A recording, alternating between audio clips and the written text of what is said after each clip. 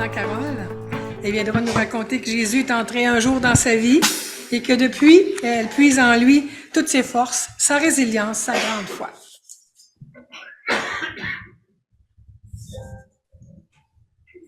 J'ai eu tout un combat à préparer ce témoignage. Ça fait 51 ans, un petit peu plus, que je chemine dans le Seigneur et c'est difficile de savoir comment résumer ces années dans quelques minutes de façon à ce que ça vous soit bénissant. Alors, vous pouvez prier pour moi pendant que je partage. Il a fallu que je recommence plusieurs fois. Puis en m'en venant ce matin, j'ai dit à Roch, ben là, je pourrais recommencer à zéro encore. Mais non. Alors, je vais partager avec vous un verset bien connu du psaume 19, le verset 15, comme petite prière.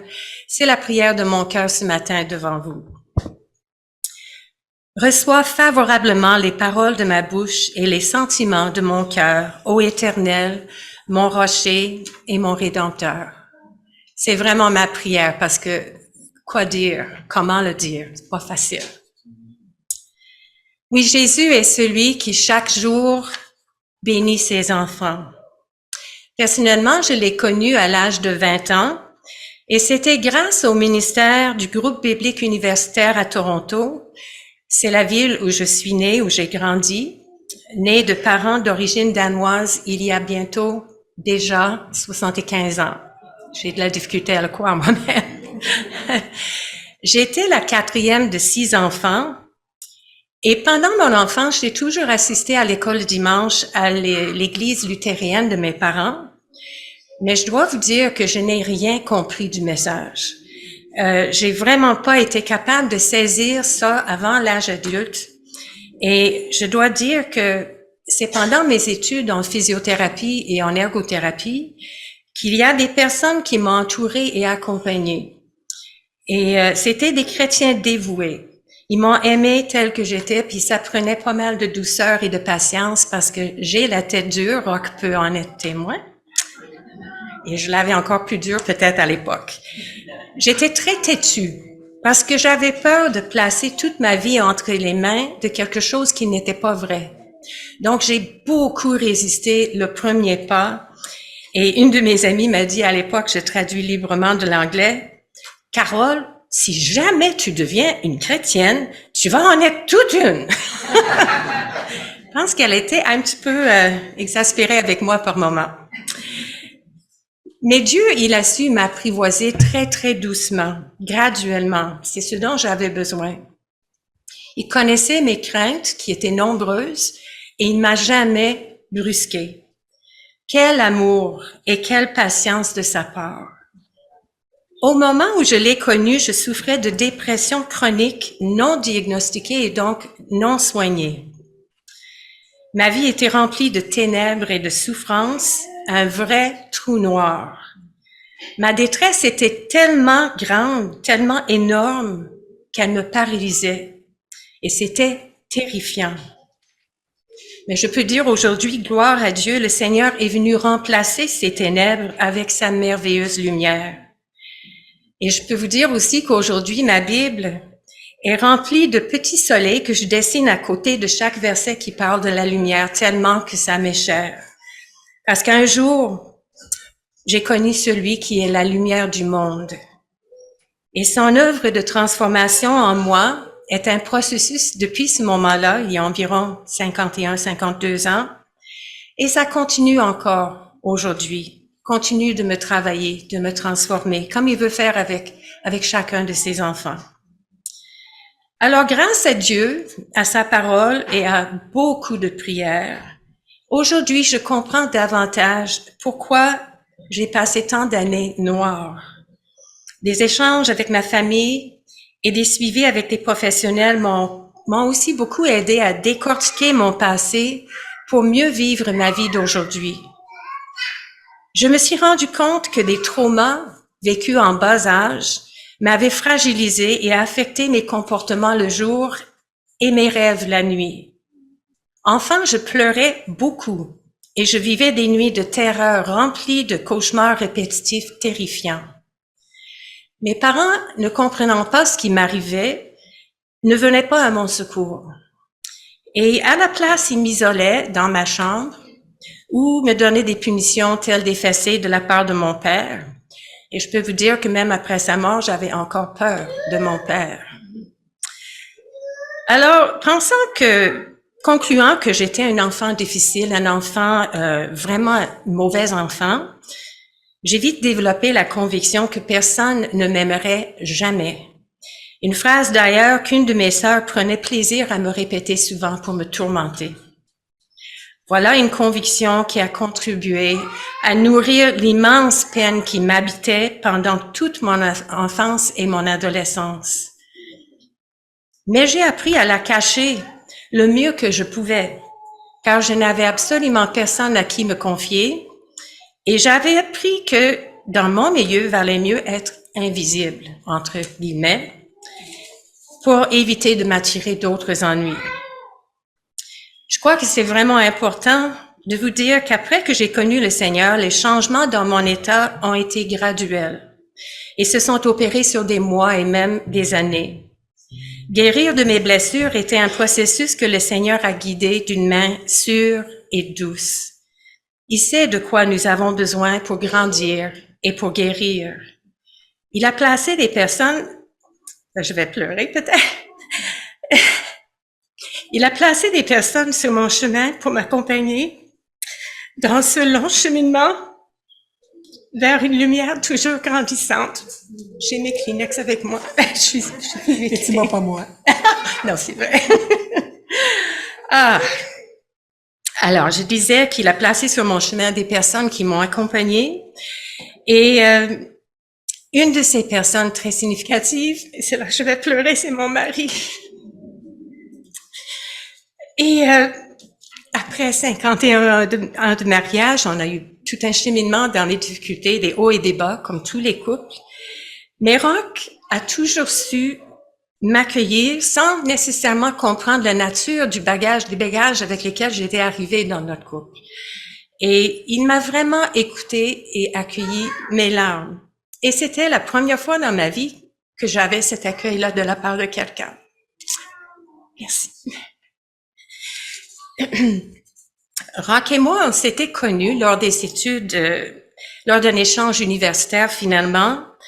Nous étions tous les deux aux études, lui ici à Québec et moi à Toronto. Et puisqu'on n'avait pas terminé nos études et que l'Internet n'existait pas la possibilité d'échanger des courriels, et les téléphones interurbains à l'époque coûtaient très cher. Donc, on écrivait des lettres, des fois 3 lettres par semaine pendant 1 an et demi, le temps que je termine mes études et que je vienne commencer à travailler comme physio ici à Québec. Dernièrement, Roch a retrouvé une vieille boîte dans le sous-sol pleine de ses lettres et les miennes, il y en a épais comme ça, sérieusement, et les siennes aussi. Et nous avons décidé de nous asseoir et nous les lire. Lui, il me lisait les miennes, moi, je lui lisais les tiennes. Et c'était vraiment émouvant et touchant. Mais ce qui nous a frappé, entre autres, c'est qu'il y a très peu de lettres qui ne contenaient pas une discussion sur la foi. Car Roch aussi était en train de cheminer à ce moment-là. Et 3 ans après notre première rencontre, on s'est fait baptiser, Roch à l'église Limoilou, qui est maintenant Renaissance, et moi à l'église baptiste anglaise sur la Grande Allée, où on s'est mariés en 1972, il y a 51 déjà, comme je l'ai dit. Et je souligne encore que les années ont passé très, très rapidement. Notre premier pasteur à l'église de Limoilou était Georges Rocher. Et dès le début, il voulait qu'on soit réaliste. Il voulait qu'on comprenne que la vie chrétienne ne serait pas plus facile que la vie sans le Seigneur. Pourquoi? Mais même, elle peut nous paraître parfois plus dure. Il n'avait pas tort, je crois. Parce que lorsqu'on devient chrétien, on doit obéir au Seigneur. On doit mettre de côté nos préférences qui nous amèneraient peut-être sur le chemin très large, qui n'est pas celui du salut. On doit faire des choix parfois difficiles à tous les jours. Est-ce que j'agis et je parle en tant que chrétienne ou est-ce que je fais à ma guise puis je dérape? Et moi, je peux vous confesser que je dérapais régulièrement. Je pouvais être impatiente, je pouvais pas tu sais, ne pas toujours avoir les bonnes attitudes. Mais Dieu, dans sa bonté, m'a toujours accueilli par la suite. Quand je regrettais mes actions ou mes paroles et que je me confessais à lui, il était toujours rapide à me pardonner et à me permettre de recommencer. Et cela demeure vrai aujourd'hui. Je ne suis pas une personne parfaite. J'ai besoin souvent de son pardon, de son accueil. Et il me l'offre chaque jour. Je peux aussi vous témoigner brièvement que dans les épreuves, Jésus est là. À l'été 1985, lorsque j'avais 37 ans, j'ai attrapé une maladie virale qui m'a terrassée pendant pas des semaines, des années. Et dans les séquelles, qui s'apparentent beaucoup à celles de la COVID longue, font partie de mon quotidien encore aujourd'hui. Une épreuve de taille, non pas seulement pour moi, mais aussi pour Roch et pour notre fille Anne-Marie, qui elle-même aujourd'hui vit avec une condition de santé pénible depuis plusieurs années. Ensuite, il y a 12 ans, Roch a été diagnostiqué avec la maladie de Parkinson. Ça faisait quelques années qu'il y avait des symptômes étranges, on ne comprenait pas, les médecins ne comprenaient pas, mais enfin, on a eu le diagnostic. Et c'était une grande déception, vous pouvez imaginer, aussi une grande épreuve qui perdure dans le temps.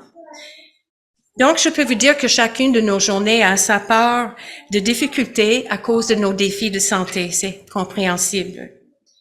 Et c'est parfois déprimant, parfois très décourageant, parfois très épeurant. Nous rendons compte, évidemment, comme vous, que nous ne sommes pas en contrôle. Mais le bon côté de tout ça pour Roch et pour moi, c'est que nous sommes de plus en plus conscients de notre énorme besoin de la présence et du soutien de Dieu dans nos vies. Nous nous accrochons à lui. Et sans lui, bien sûr, nous ne pouvons rien faire. Mais avec lui, tout est possible, dans nos vies comme dans les vôtres. Nous ne sommes pas seuls. Il nous porte et il nous encourage à chaque jour. Alors, pour terminer, si ça marche avec nos techniciens, je vous invite à écouter dans un esprit de recueillement en restant assis l'enregistrement d'un chant présenté par le groupe Héritage que plusieurs connaissent. C'est un cantique qui exprime bien mon besoin et notre besoin à tous du Seigneur. J'ai soif de ta présence. Que notre Dieu puisse être tout près de chacun de nous pendant ces moments de méditation, qu'il puisse toucher nos cœurs, nous rejoindre là où on en a besoin. Et merci de ce qu'il promet d'être avec nous tous les jours de nos vies. Amen.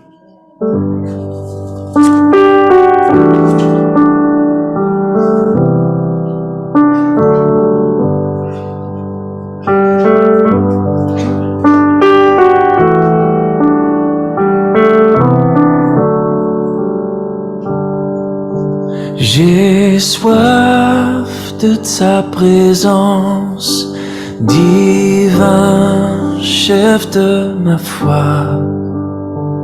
Dans ma faiblesse immense, que ferais-je sans toi?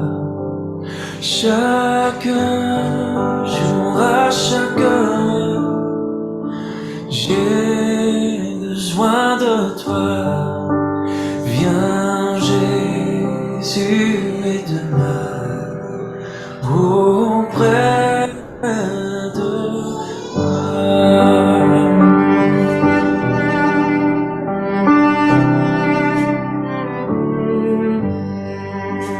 Pendant les jours d'orage, d'obscurité, de froid, quand faiblit mon courage, que ferais-je sans toi?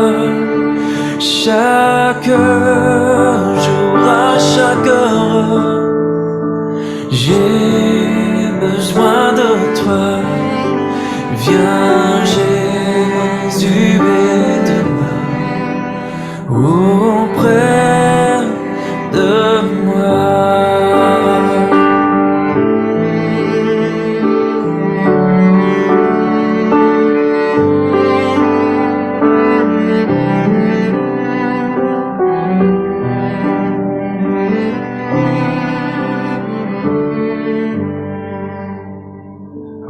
Jésus, ta présence, c'est la vie et la paix dans la souffrance et la vie à jamais, chaque jour, à chaque heure, j'ai besoin de toi. Viens Jésus, aide-moi auprès de moi. Chaque jour, à chaque heure, j'ai besoin de toi. Viens Jésus, aide-moi auprès de moi. Si tu es dans cette église ce matin et que ton cœur est remué par ce que tu as entendu, sache que ce n'est pas par hasard. Aujourd'hui même, tu peux sceller ton sort pour l'éternité. Si tu crois que Jésus-Christ est mort à ta place sur la croix, qu'il est ressuscité pour toi, invite-le en ce moment même à entrer dans ton cœur et dans ta vie comme ton sauveur personnel et ton Seigneur. Ferme les yeux et dis en ton cœur la prière que je vais faire avec toi à l'instant. Seigneur Jésus, je reconnais que tu es le Fils de Dieu, né ici-bas pour me sauver. Je reconnais que je suis pécheur et que je ne méritais pas ton pardon. Pardonne toutes mes fautes. J'accepte le don gratuit de ton salut à la croix, Seigneur. Entre dans mon cœur, entre dans ma vie. Que ta grâce désormais m'accompagne tous les jours de ma vie, dans tous les moments que je vivrai. Je veux être pour toi, Seigneur, un bon témoin. Amen. Tu viens à lui tel que tu es. C'est lui qui va changer ton cœur. Et si tu n'as pas de Bible, sur la table en arrière, nous avons beaucoup de littérature, dont plusieurs Bibles gratuites. Ne pars pas non plus sans parler à l'un d'entre nous. On peut t'aider dans ton cheminement.